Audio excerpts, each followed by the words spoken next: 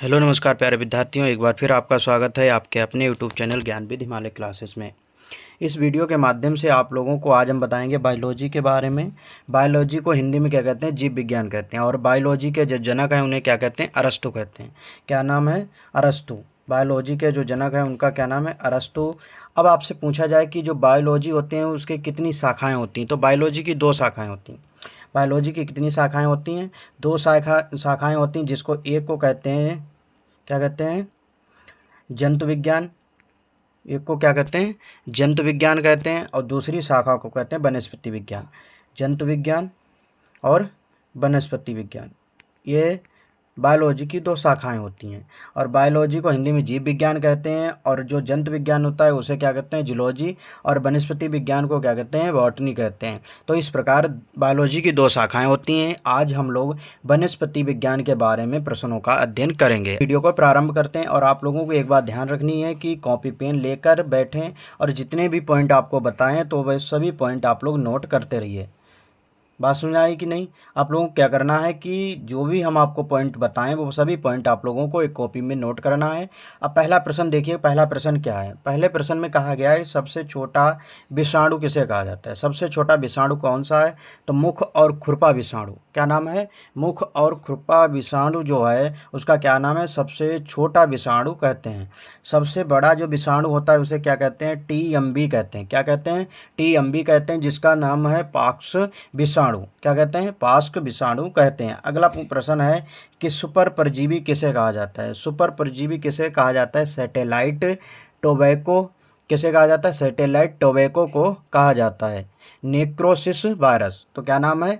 Necrosis virus है, जो super परजीवी के रूप में जाना जाता है। फिर पूछा जाए कि सबसे छोटा जीवाणु कौन सा है? सबसे छोटा जो जीवाणु है उसका नाम है डायलिस्टर। क्या नाम है? डायलिस्टर है, जो सबसे छोटा जीवाणु है। और सबसे छोटा विषाणु कौन सा है? मुख या खुरपा विषाणु है। सबसे बड़ा विषाणु कौन सा है? टीएमबी विषाणु है। अगला है प्रश्न कि सुपर परजीवी किसे कहा जाता है? सैटेलाइट टोबैको को कहा जाता है। और सबसे छोटा जो जीवाणु है वो उसका क्या नाम है? डायलिस्टर है। अगला प्रश्न है कि सबसे बड़ा जीवाणु, सबसे बड़ा जो जीवाणु है उसे क्या कहा जाता है? बैगिया टोबा कहा जाता है। क्या? बैगिया टोबा मिराबिलिस कहा जाता है। क्या कहा जाता है? बैगिया टोबा मिराबिलिस कहा जाता है। किसको? सबसे बड़े विषाणु को कहा जाता है। अगला प्रश्न है कि सबसे छोटे शैवाल, सबसे छोटा शैवाल क्या नाम है? अगर पूछा जाए सबसे छोटा शैवाल का क्या नाम है? क्लेमाइडोमोनास। क्या नाम है? क्लेमाइडोमोनास है, जिसको क्या कहते हैं? हरी शैवाल के रूप में भी जाना जाता है। आपसे अगर पेपर में पूछा जाए कि सबसे बड़े शैवाल कौन सा है, तो जिसका नाम क्या है? मैक्रसेस्टस है। क्या नाम है? मैक्रसेस्टस है, जिसको क्या कहते हैं? भूरी शैवाल के रूप में भी जाना जाता है। और सबसे छोटा जो शैवाल है उसे किस रूप में जाना जाता है? हरी शैवाल के रूप में जाना जाता है। अगला प्रश्न है कि सबसे छोटा कवक, सबसे छोटा कवक बताना है तो कौन सा है? ईस्ट। क्या नाम है? ईस्ट है। और सबसे बड़ा जो कवक है उसका नाम क्या है? गैनोडर्मा है। क्या नाम है? गैनोडर्मा है, जिसको सबसे बड़े कवक के रूप में जाना जाता है। अगला प्रश्न है कि सर्वाधिक विषाणु कवक कौन सा है? सबसे विषालु जो कवक है उसका क्या नाम है? अमेनिटा। क्या नाम है? अमेनिटा फैलोइटस। क्या नाम है?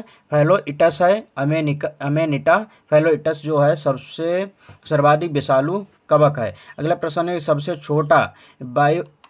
छोटा ब्रायोफाइटा क्या है? सबसे छोटा ब्रायोफाइटा क्या है? तो जिसका नाम है जूपसिस नाम है। क्या नाम है? जूपसिस। अगला प्रश्न है कि सबसे बड़ा ब्रायोफाइटा क्या है? तो उसका नाम है डाइसोनिया। क्या नाम है? डाइसोनिया। सबसे बड़ा टेरिडोफाइटा क्या है? सबसे बड़ा जो टेरिडोफाइटा है उसका क्या नाम है?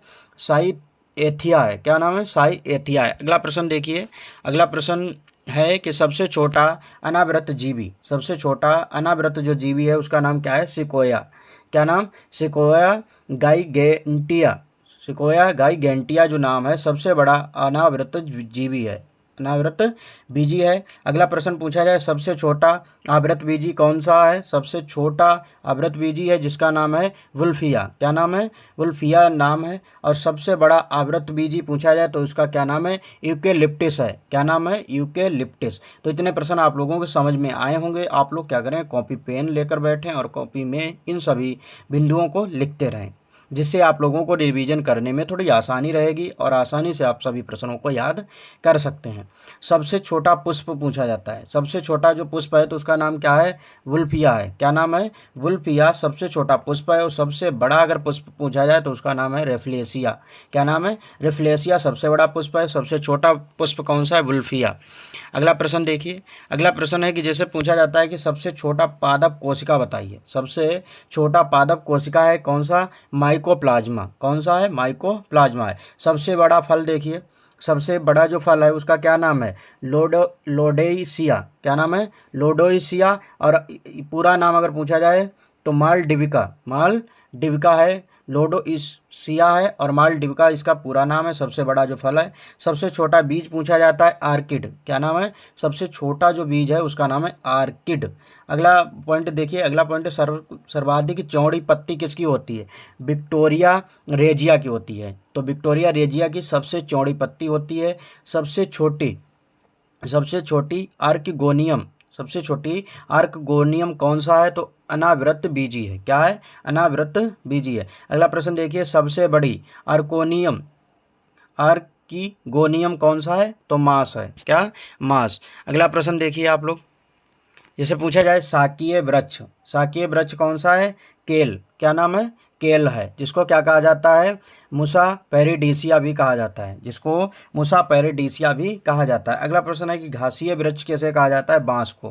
क्या? बांस को घासीय वृक्ष के रूप में जाना जाता है। अब याद रखना कि बांस क्या है? एक घास है जो एक वृक्ष के रूप में भी जाना जाता है। सब पूछा जाए कि सबसे बड़ा एक कोशिकीय पादप कौन सा है? सबसे बड़ा एक कोशिकीय पादप पूछा जाए तो उसका क्या नाम है? टेबुलरिया। क्या नाम है? टेबुलरिया है जो सबसे बड़ा एक कोशिकीय पादप है। अगला प्रश्न है कि पादप जगत के उभयचर। पादप जगत के उभयचर कौन है? ब्रायोफाइटा है। क्या? ब्रायोफाइटा है। अगला प्रश्न है वॉकिंग फर्न किसे कहा जाता है? तो वॉकिंग फर्न जो है तो उसे एडिएंटम कहा जाता है। एडिएंटम कहा जाता है किसको? वॉकिंग फर्न फर्न को। अगला प्रश्न पूछा जाए कि मेडन हेयर फर्न किसे कहा जाता है? मेडन हेयर फर्न किसे कहा जाता है? तो उसका नाम है एडिएंटम। क्या नाम है? एडिएंटम है। अगला प्रश्न देखिए कि मेडन हेयर ट्री किसे कहा जाता है? ट्री। मेडन हेयर ट्री किसे कहा जाता है? तो जिंगो बाइलोबा को कहा जाता है। किसे? जिंगो बाइलोबा को कहा जाता है। अगला प्रश्न देखिए कि जैसे पादप जगत का जोकर। पादप जगत का अगर जोकर पूछा जाए तो किसे कहा जाता है? माइक्रोप्लाज्मा कहा जाता है। पादप जगत का जोकर अगर पूछा जाए किसे कहा जाता है? माइक्रोप्लाज्मा कहा जाता है। सर्वाधिक प्रोटीन युक्त शैवाल कौन सा है? तो सबसे ज़्यादा प्रोटीन युक्त जो शैवाल है तो उसका नाम क्या है? स्पाइरुलिना। क्या नाम है? स्पाइरुलिना। तो ये प्रश्न याद रखना है। अगला प्रश्न है कि सबसे विशाल कैक्टस। सबसे जो विशाल कैक्टस है तो उसका क्या नाम है? सीरियस। क्या नाम? सीरियस जाइंटिसस। क्या नाम है? सीरियस जाइंटिसस है जो सबसे विशाल कैक्टस है।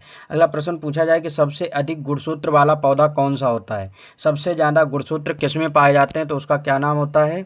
आफियोग्लोसस।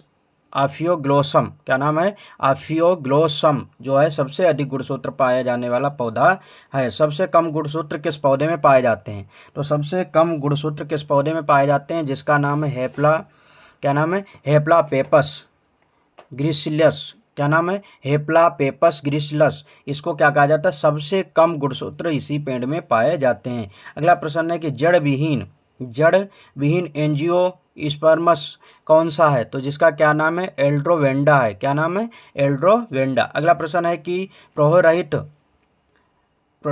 रहित पादप कौन सा है? तो जिसका नाम है राइजोफोरा। क्या नाम है? राइजोफोरा है। आप लोगों को एक प्रश्न का जवाब देना है कमेंट के माध्यम से कि जंतु विज्ञान के जनक कौन है। आप लोगों को जवाब देना है कि जंतु विज्ञान के जनक कौन है। इस प्रश्न का जवाब आप लोगों को कमेंट के माध्यम से देना है कि जंतु विज्ञान के जनक कौन है। अगला पहला प्रश्न है कि सबसे लंबी जड़ वाला पौधा कौन सा है? जिसमें सबसे लंबी जो जड़ें होते हैं उसका क्या नाम है? एडेनसोनिया। क्या? एडेनसोनिया डिजिटेटा। एडेनसोनिया डिजिटेटा जो वृक्ष है उसकी सबसे ज़्यादा लंबी जड़ें होती हैं। तो सबसे लंबी जड़ वाला पौधा कौन सा है? एडेनसोनिया डिजिटेटा है। अगला प्रश्न पूछा जाए कि सबसे अधिक आयु वाला पौधा कौन सा है? तो सबसे अधिक किस पौधे की होती है आयु? तो उसे कहा जाता है प्यूरे मांडी कहा जाता है। क्या? प्यूरे मांडी कहा जाता है। अगला प्रश्न है, सबसे बड़ा बीज कौन सा होता है? लोडोकिया। लोडोकिया जो बीज होता है सबसे बड़ा बीज होता है। अगला प्रश्न देखिए, जैसे सबसे बड़ा पादप अंड जो है कौन सा? साइकस। सबसे बड़ा पादप अंड जो है वो उसका क्या नाम है? साइकस है। हींग प्रदान करने वाला जो पौधा है उसको क्या कहा जाता है? फेरुला एस्फोडाइटिटा कहा जाता है। सही। तो इस मेहंदी प्रदान करने वाला जो पौधा है उसको क्या किस नाम से जानते हैं? तो उसे जानते हैं लाउसोनिया। किस नाम से जानते हैं? लाउसोनिया इनरमिस कहते हैं। इस बात को भी आप लोगों को याद रखना है। अगला प्रश्न है, रुद्राक्ष प्राप्त करने वाला जो पौधा होता है। देखा होगा कि जो बाबा लोग होते हैं, साधु लोग होते हैं, वो माला जो पहने होते हैं उसमें छोटे छोटे लकड़ी टाइप के दिखते हैं, उसको क्या कहा जाता है? रुद्राक्ष कहा जाता है। तो रुद्राक्ष किस पेड़ से प्राप्त होता है? इस प्रश्न को आप लोगों को याद रखना है कि रुद्राक्ष किस पेड़ से प्राप्त होता है। तो इसको क्या कहते हैं? एलियोकार्पस कहते हैं। एलियोकार्पस सेरिकस कहते हैं, जिससे क्या प्राप्त होते हैं? रुद्राक्ष प्राप्त होते हैं। तो इस प्रश्न को आप लोगों को याद रखना है कि रुद्राक्ष प्राप्त करने वाला रुद्राक्ष किस पौधे में लगते हैं? तो उसका नाम क्या होता है? एलियोकार्पस सेरिकस होता है। सही। विश्व की सर्वाधिक भारी जो लकड़ी है उसका क्या नाम है? गुएकम ऑफिसिनेली है। क्या नाम है? गुएकम ऑफिसिनेली। जो लकड़ी है वह विश्व की सबसे वजनी लकड़ी के रूप में जाना जाता है, सबसे भारी लकड़ी के रूप में जाना जाता है। फिर पूछा जाता है कि विश्व की सबसे हल्की जो लकड़ी है उसको क्या कहा जाता है? आक्रोमा कहा जाता है। क्या? आक्रोमा लादोदस वल्सन। प्रश्न नंबर अगला है कि विश्व की सबसे हल्की जो लकड़ी होती है उसे क्या कहा जाता है? वो क्रोमा कहा जाता है। लागोदस वल्सन भी के नाम से भी इसे जाना जाता है। कि उम्मीद है कि सभी प्रश्न आप लोगों के अच्छे से समझ में आए होंगे। और अगर आप लोग अतुल महेश्वरी NMMS श्रेष्ठा जैसे विभिन्न एग्जामों की तैयारी करना चाहते हैं तो हमारे YouTube channel Gyanvid Himalaya classes से जुड़ सकते हैं। और हमारा एक व्हाट्सअप ग्रुप है जिसके माध्यम से आप लोगों के टेस्ट कराए जाते हैं। तो आप लोग व्हाट्सअप ग्रुप को ज्वाइन कर सकते हैं, जिसकी लिंक आप लोगों को डिस्क्रिप्शन में दे दी गई है। तो वहाँ से आप लोग ज्वाइन हो सकते हैं ग्रुप में। आज की वीडियो में इतना ही। धन्यवाद।